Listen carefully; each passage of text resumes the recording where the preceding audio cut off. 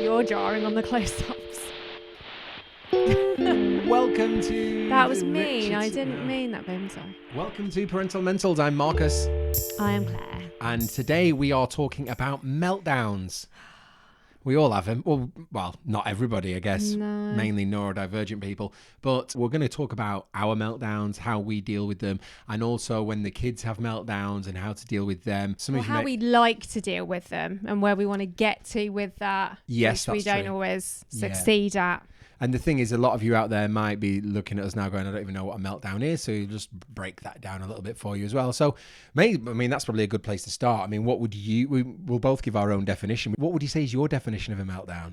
A meltdown is something that is so out of your control. You can't control your own behaviour. You can't control your mind, your feelings, your reactions to things. That would very much be the difference for me. Okay. Yeah, I think that's fairly good, succinct, and good. Sorry, no, I mean, because as you were saying it, I was actually just trying to think of my own one, so I probably should have been listening better there. Not good listening from me. Sorry about that. Story of your mine life. would be, and I guess maybe this is a cause, but it's when you just reach sensory overload and you lose control. So, as a person, anything, the catalyst could be a sound, it could be a taste, but you've been boiling up over a period of time. And unfortunately, your can overflows. If you shake up a can and you open it, it's like, you can't stop that fizz from coming out, and that is kind of what it's like when you have a meltdown. That's what it feels like for me anyway. That's your experience. Well, that part. All right. Sorry. No, it wasn't. That wasn't accusatory. Was that a question? I know it sounded like it was meant to be. That's your experience? No, there we go. Well, maybe we'll go with that. Yeah. Well, to an extent. I mean, I've only started understanding meltdown since I've met you, and obviously William. That sounded accusatory a little bit. No, because you've made me understand myself. Oh, not that I'm the cause. Not that you're necessarily the catalyst every single time. I've got such a crying eye now. Okay. It's really annoying. One half of your face is very upset with me. No, but the thing is, for me, like, it feels like, as I say, that overload of emotion and senses, and I just feel like, there's that one little thing that just goes boop and just opens the can, and out comes the flowing bubbles of hell. Yeah. Which you mean description. You have flowing bubbles of hell as well. Yeah, though. I do. Yeah, I'm not saying I don't. Let's not be defensive. It's interesting that you mentioned the sensory input, because is that always the case? It's not always the case for everybody, but do you feel like it's a sensory thing for you? If I've had my medication, I feel like I'm much more in control because I'm not as built up. And it might not necessarily always be sensory, but the can is full. So Artie's been screaming, or you might have said something and that's upset me and I've not responded. So then I've sat on that, and it's just like a build up of things, whether it's sensory things or you being a bit emotional, mean to me one or two times in quick succession. Why is it my fault? Well, because I'm just like, that's the only thing I can remember at the moment, my last sort of meltdown. But, okay. It is also, for me, obviously, very much a sensory thing with noise. And, like for you, I think it can sometimes be touch, when everyone's crowding you a little bit. Yes. When you just want to break and you just want 5 minutes to relax and people keep asking you questions. Yeah. Or when I'm very clearly trying to just take 5 minutes to myself and everybody just ignores that.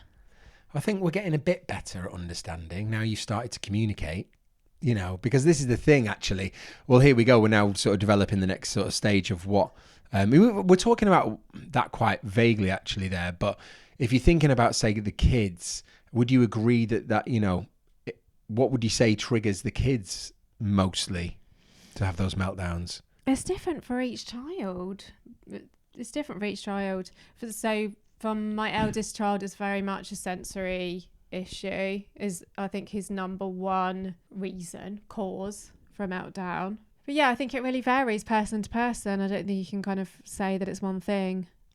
Okay, I'll rephrase that then. In terms of how they look, what do they look like in the kids more? So obviously an adult, you'll get into an argument and you'll say something you don't mean, or, sadly some people might go even more extreme than that, but how does that look with kids? I mean, I guess it does look the same with the kids, doesn't it? I mean, they just scream and shouting and they can't control themselves, and sometimes they hit you and tell you that they don't love you anymore. No, again, I think it's very different. Like, I would say their meltdowns appear different for each of them, which I think what's really is important to understand, because what's hard as a mum is that when you go out and about, some meltdowns are very obvious, and that can be really hard to parent because you're so conscious of everybody looking at you, because people are dickheads and judgy, and that's maybe for one of the children I would say that we're put in that position more, or have been as they grow up. But you know what though, in Aldi a couple of days ago, there was a kid absolutely losing it. She'd taken a shoe off, it had fallen in the trolley, I don't know, and I was like, I'm looking at it and she wants her shoe back, and the dad was clearly struggling and he didn't know what to, he was just sort of ignoring her because he didn't know what to do.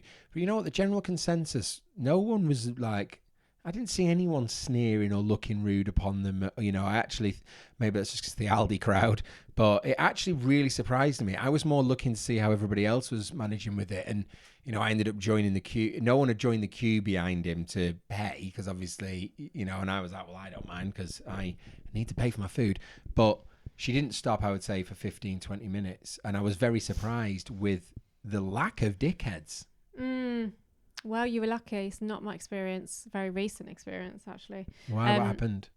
Well, I'll go on to that in a minute. But what I was talking about in terms of what the meltdowns look like, that's what I'd love people to understand, is that they might just look like your child swearing at you quite calmly. They might look like your child screaming at you. They might look like your child walking off or looking at you and breathing deeply or ignoring you, or, you know, it can look really different, and people don't understand. I understand when I look at each of my children to know which meltdown they're in and why and how it's presenting itself. Yeah, because when I was a kid, I used to I'd be like, why are you sulking? And I was just in the corner, and I got that like locked in thing that we've spoken about before. Was you having a meltdown. Yeah, 100%. So and that's sometimes how sorry about that. That's sometimes how I have meltdowns now, I think, as well. I go into doing the vacuuming or the cleaning, you know, and I just... The rage clean. The rage clean, as you call it. But it's just me having, as you know, such an ableist. Me just having a meltdown and just not knowing how to process it. So I go into cleaning, you know, and that's my sort of adult version of just standing in the corner and not being able to cope.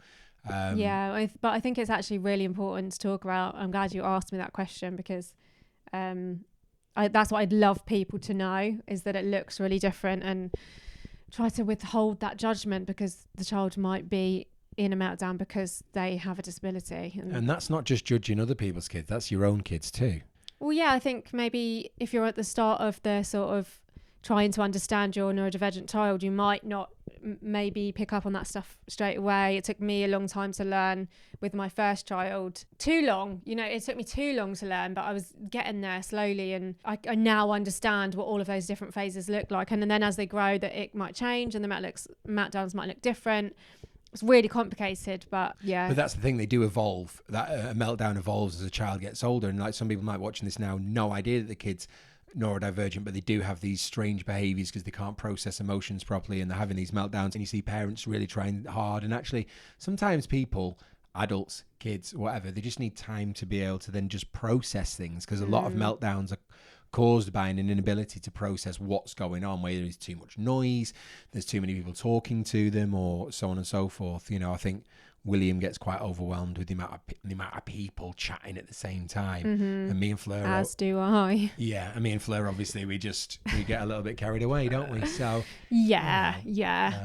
but I guess it just comes back to having compassion for yourselves and everybody else around you, doesn't it? Which is so hard when you're struggling yourself. But so what happened to you recently then? So that was in the shops. Do you remember when I went shopping and I came back and I was like, I'm never, ever, ever, ever going shopping again, because Artie had a really bad meltdown in a shop, and I felt so much judgment. There was people actually staring at me, stopping, not saying anything, or clearly kind of not having any intention to help, but just staring at me as if like, what's happening? Do I need to save this child from her? Because I was trying to pick Artie up off the floor and she was fighting me, and it didn't feel like a safe place to be whilst this was happening at all. I felt a lot of judgment and no help. What would you've hoped people would do? One lady actually she just made eye contact with me, and she gave me a smile, and that makes me know that she's not judging me. She's sending me a little bit of love, sending me a bit of comfort. That's all you really need. You don't need people to intervene a lot of the time unless you are maybe physically struggling and you might need a little bit of physical support. But most of the time, you just need to be left to deal with it, but just a little bit of kindness to be shown.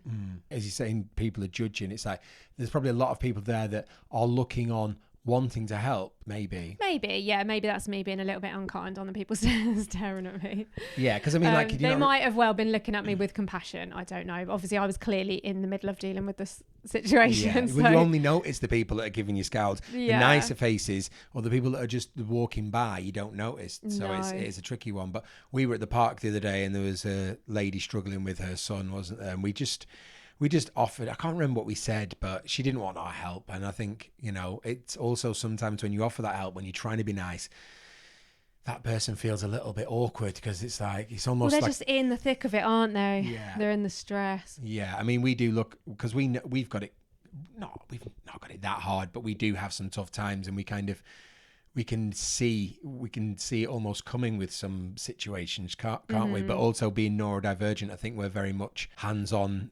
helpful. And we, remember that time when we were in Bedford, we saw that man with that woman, and my god, yeah. Oh my gosh. Off yeah subject and not to do with meltdowns, however. Well, we like to insert ourselves into really difficult situations. We may as well talk about this now. Jesus. So, and actually, the more we think about it, always happen to us. We always get involved in these things in public. Yeah. Well, we should maybe do something about like hitting kids, because although that wasn't hitting kids, that was a man hitting a woman. We got involved. We ended up waiting for the police and really trying to help her. And then unfortunately, on a couple of other occasions, we've seen kids be hit. And you remember where we were? We were talking about kids hitting kids. No, people hitting kids, adults hitting kids, dads hitting kids. You don't see moms hit kids because it just seems to be dads that we... I don't think we should say that. I'm sure mums do. Yeah, maybe they're more sneaky with it. I shouldn't be making a joke about that. The key thing from that is that we keep inserting ourselves into that situation because we can't not. Yeah, so basically we were at the zoo. I don't know why we turned round. We just turned round. We knew something wasn't right. And as we turned round, we just saw this dad hit his daughter across the skull, basically. It was... Well, we sensed something. This is our spidey senses ticking off, isn't it? Because we sensed something weird was going on because she was being made to clean her trainers. Bearing in mind you're at the zoo, which is muddy, like you expect that. Yes. She was being made to clean her trainers with baby wipes, and I just wanted to cry. And she just was like really conforming, and she just looked traumatized from the get-go, even from that point. Mm-hmm. So then we kept an eye on it, didn't we? Because we just thought, this situation just doesn't feel right. And then all of a sudden he started having a go at her and absolutely walloped her around the head. So you heard it. It's not really spidey senses, but I just kicked in at that point, didn't I? Yeah. Unfortunately, went into a little bit of a meltdown. Oh my God, we've made it link. Sorry, I shouldn't be getting happy about that. But basically, I went over and had a gentle word.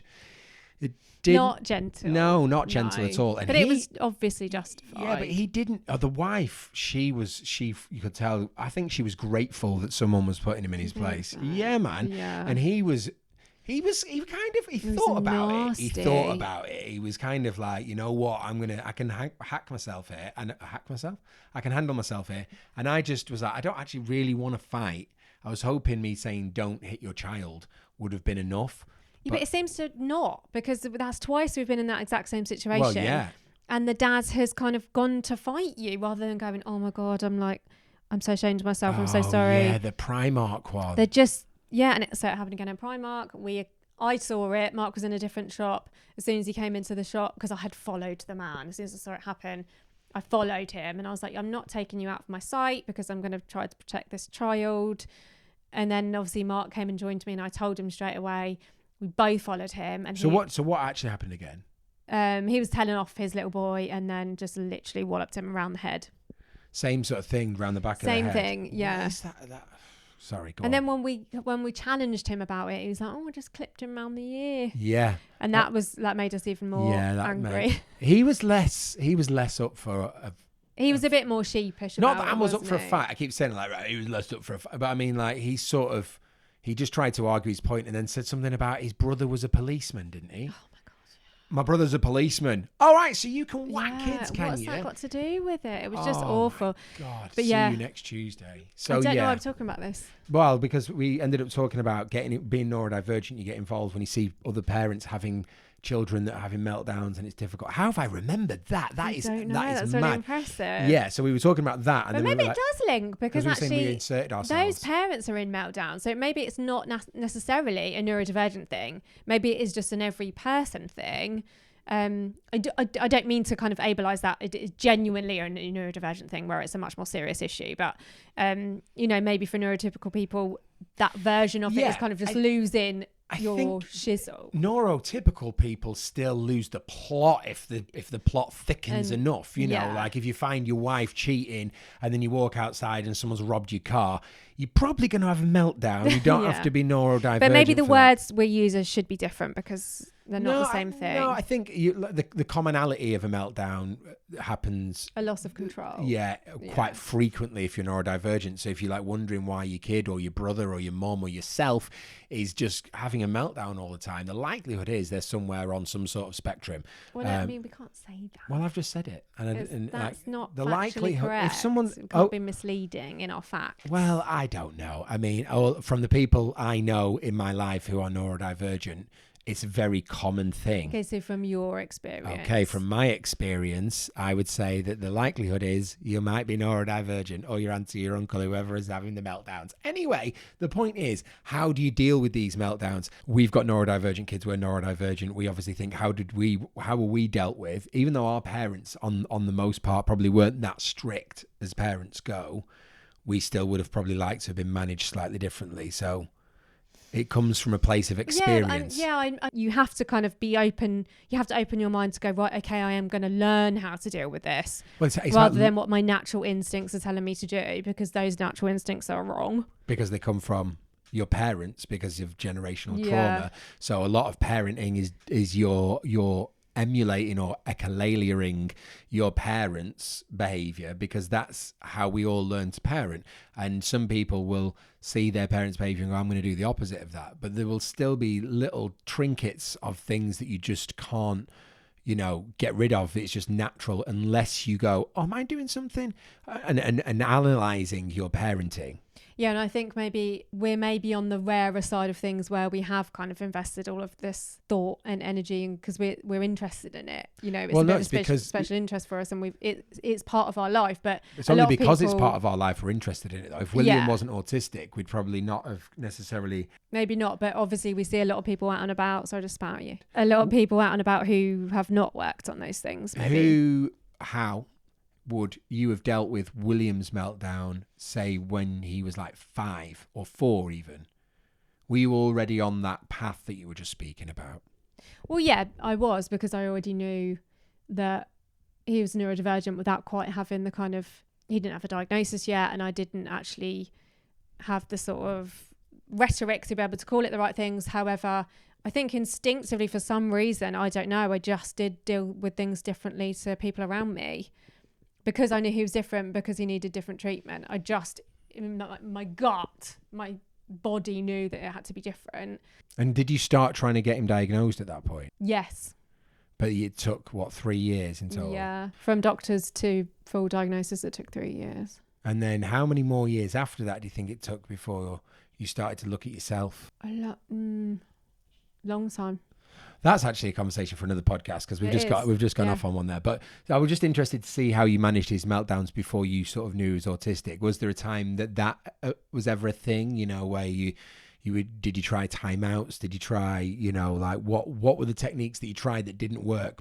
But you probably understand why they don't work now. He's autistic. Yeah, looking back, there's loads of mistakes I made, and I look back on it with a lot of kind of guilt now, knowing what I know, because I did make mistakes, and I listened to people around me or TV programs that I was watching, like Super Nanny was on the TV when he was young. I see clips of that now and I think, oh my God, like it's horrific. And so from that, I think Super Nanny was the person to do the naughty step. Like I did try naughty step with him. I think once or twice because it was quite clear that it wasn't ever going to work.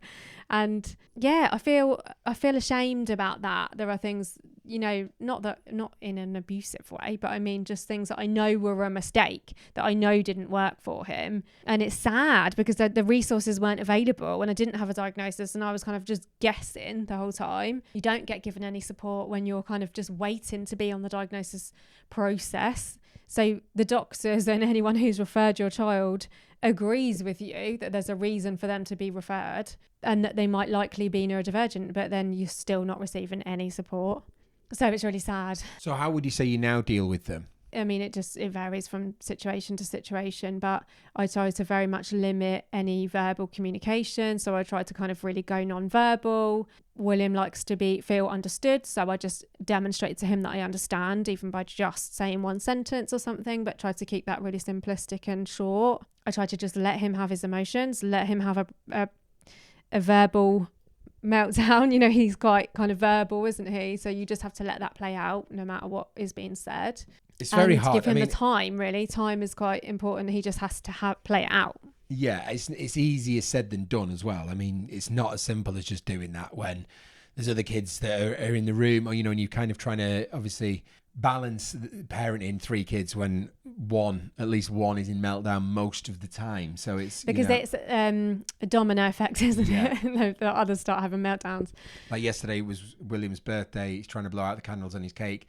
Artie's messing about on a chair, falls on it, all hell breaks loose. William just ends up then feeling responsible because he was sat next to her and he's like, I could have saved her. It's like, oh my God, no. He has a meltdown, she has a meltdown. Fleur then points at Artie and goes, she shouldn't have been messing on the chair. She starts having a meltdown. You just like, can everybody stop having a meltdown, please? It's a birthday. Happy birthday to you. So yeah, it was just, but that is it. And then we all ended up staying calm. William got his piece of cake, went upstairs. Artie cuddled you, then cuddled me, and then had some cake, and everything was fine. But because you and I just did that, we just stayed calm. We just didn't. Okay, guys. Don't worry, it's all right. It's okay. So what we really wanted to talk about, we've missed the plot on this a little bit. Surprise, surprise. We wanted to talk about each other's meltdowns and how we deal with them and how we want to deal with them. So what I've just said about how I deal... We need to just finish that bit on how we deal with their meltdowns as well, though, because I think lots of people will be looking at this now going, I don't know how to deal with my kids' meltdowns. Yeah, but I don't want to teach anybody how to deal with their meltdowns. No, but actually... It's very individual. All right, but just talking... That's why I was just asking you questions about how you deal with it.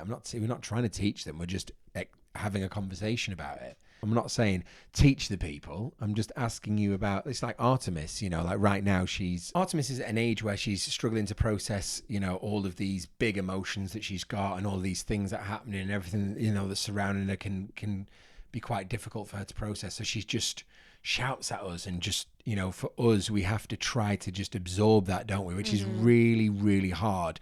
And like for us, we've tried don't do that, or you're doing that, but it actually just makes things worse. So it's trying to almost distract her, we find is, you know, the best method. So it's not about trying to castigate or trying to instruct, or, you know, it's just like, can you distract them with something? Like, people obviously give screens a lot of, but they get a bad name, but the point is the easiest thing to get them distracted, or the easiest thing to get them regulated, is some sort of distraction, which can quite often be a screen, or, you know, some sort of music or something like that, some sort of sensory thing, something for them to touch, something for them to play with. What was it she spotted the other day? Was it when we were in the kitchen? She was just in the middle of a meltdown. She spotted something by the kettle and was just like, oh, a hair bobble or something, and she just walked off with it. But she managed to distract herself, which was good for us, thank God. But I think for me personally, like, the number one technique when I remember it is to just distract. I think at that young age, absolutely, yeah. I think for any toddler, not just neurodivergent toddlers or children, distraction is a great one, but it doesn't quite work when they're older, unfortunately. So you have to kind of evolve your techniques. But yeah, of course, and that's the thing. Everything changes, but, you know, it's just trying to find these things that aren't shouting at them and putting them on the naughty step. And so everything that I've described about how I might deal with William's meltdowns is how I know I should deal with your meltdowns. For some reason, it's so much harder. Well, not for some reason. Because you don't like him as much as William. No. It's easier for you to love him through the meltdown. No, it's not that. It's the fact that in my mind, I think because you're an adult and we're in a relationship, there's so much more ableism. I expect you to be able to deal with things that you clearly can't in that moment. And my brain can't compute that you can't control yourself in those moments. Well, there you go. I think that's key to remember if you're in a neurodivergent couple, that, you know, you might have so much kind of like internalized ableism that you're then projecting onto that person. Yeah, I agree. Because I'd like to be able to stay really calm, be less verbal, not react, not say things to you that might trigger you further, comfort you, show you that I'm supporting you. Because let's be honest, that's the first. I mean, we may as well talk about how we do deal with it. We don't deal with it well, you know, like, so if I'm having a meltdown, well, if you're having a meltdown, we'll both trigger each other further. It just triggers the other one, so yeah. By not, you know, what's wrong? You know, the face that you pull when you ask that question. It's like if you were writing a script down and it just said, what's wrong? That could be, oh, what's wrong? Or it could be, what's wrong? It's the same two words delivered so differently. You've summarised that perfectly. Thank you very much. But that is unfortunately a massive trigger. And I think in relationships, probably a lot of you can relate to that, you know, sometimes, unfortunately, just as you're on that cusp of holding it together, your partner will say or do something that's just that, oh, you know what? Flip it. I'm going to lose it now, unfortunately. And then it's not their fault because they might have other things going on. You know, the kids could be difficult. I mean, on a normal day, that's pretty frequent. So if you then find each other in clash and just ask not even the wrong question, you just have the wrong face on, because we've often both got the wrong face on. Yeah, very often. Yeah, so our faces tell 1,000 stories, don't they? Really? No, pretty much one story. One story of I'm pissed off. You know, we have varying degrees of pissed off face, but I would say we've both got like 1,000 faces. 997 of them are pissed off ones. Yeah. So, you know, maybe that's another sign of neurodivergence. I don't know, but you know, like it's understanding that even when you're in a meltdown. We've spoken about this before. It's taking ownership of your feelings. Even when you're in a meltdown, try not to let that other person's mood with you make it worse, which is harder. You can't, because by very definition, you've lost control at that point, haven't you? So it's actually on the other person as your kind of, you know, support person in that moment, which is what that person should be, unless they're also in a meltdown, which is quite regularly our problem, isn't it? It's like if you're in a meltdown, it triggers me to be in one because I'm upset that you're upset or that I've upset you, or I kind of doom predict what might happen. I think that's a big one though, isn't it? For me, I get really, anxious. It turns on kind of anxiety instantly. I'm like, oh my God, what's going to happen now? So then that removes my ability to kind of think with a clear head as to how I should respond. Yeah, and the thing is, if your partner's having a meltdown and they're being irrational, the one thing they need is balance of rationale, not more irrational reactions, because two irrationals don't make a rational. No, they certainly don't. Yeah, so you've got you've got to try and be rational for that person, or give them some rationale. Like, just, you know, reason with them. Like, it's going to be okay, babe. Like the other day, we won't even tell you what's gone on in our life this last week or so, but Jesus Christ, we've had to keep it together. We could have really...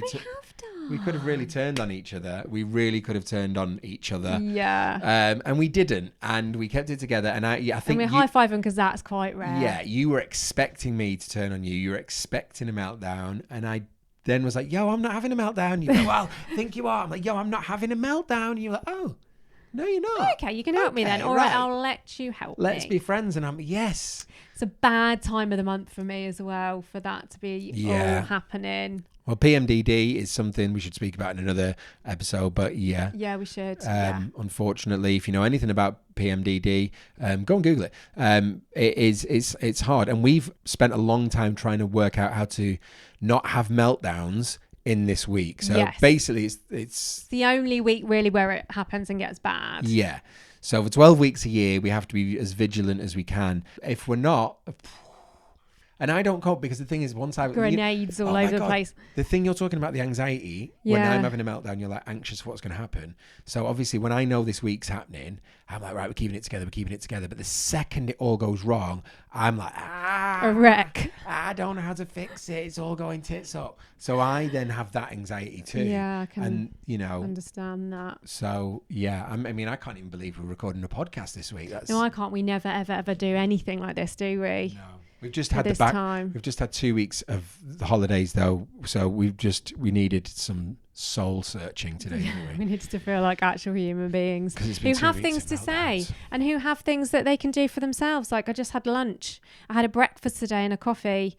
That's not happened in 2.5 weeks because it's chaos. Because parenting, chaos, yeah.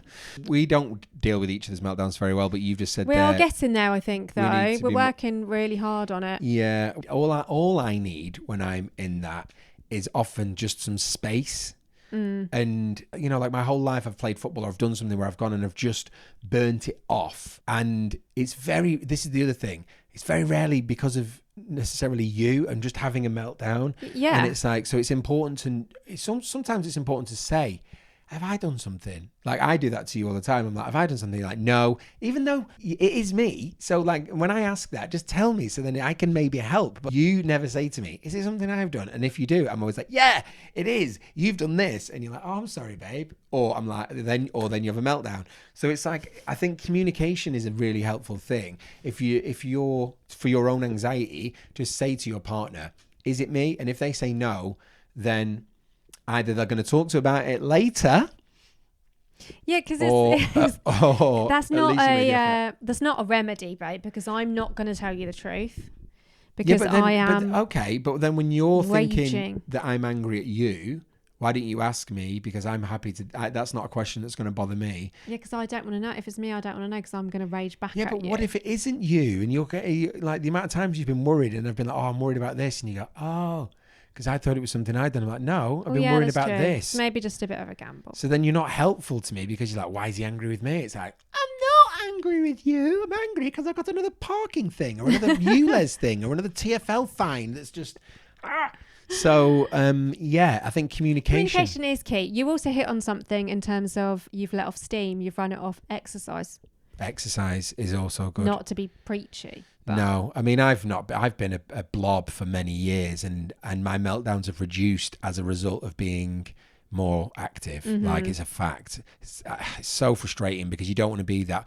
We're getting wanky, but it's like the whole point is exercise is actually it's not just like a remedy for a meltdown, but it's a preventative thing as well, which is it's just one of those things, especially when you get to our age. It's so annoying because the last thing, especially with the PMDD thing, which again, we'll do a whole podcast about, but it's actually the key for me to kind of prevent really awful meltdowns and kind of horrible spaces in my head to be in. But it's annoying because it's actually the last thing I want to do. The thing is, though, people probably look at you... Or just looking after yourself, actually. People probably look at you and go, I bet she does loads of exercise. I bet she's fit and healthy. And it's like, no, it's just kind of your makeup. But actually, exercise is hard graft for you, isn't it? Yeah. So, yeah, like, I mean, I can see the battle that you've got going on. I hear about it a lot. But the thing is, you've got to keep plugging away. You've got to keep plugging on. You just got to keep going because we have these weeks where it gets harder and you don't do it because... That's just the natural course of events when you're a parent and you've got, work and stuff. But actually, it's just keeping going. If you can just keep at it and keep doing it, then, this is the thing. Like, I got up this morning really early, went for a run. I mean, it's probably the only time in my entire life I've got up for a run pre 6 a.m. And I feel amazing, and it's so annoying because it's like, it's like, damn, those idiots. Like, God, I should be doing that every day. Those pricks are like, you got to get up at 5:30. You got to run. You got to eat healthy. You got. Shut up. I know. I'm trying. All right, once in a blue moon will do, but it's like. The demand avoidant part of us really rages against that, doesn't it? Like, you get up at 5 a.m. Like, I am. Okay, yeah, I'm not.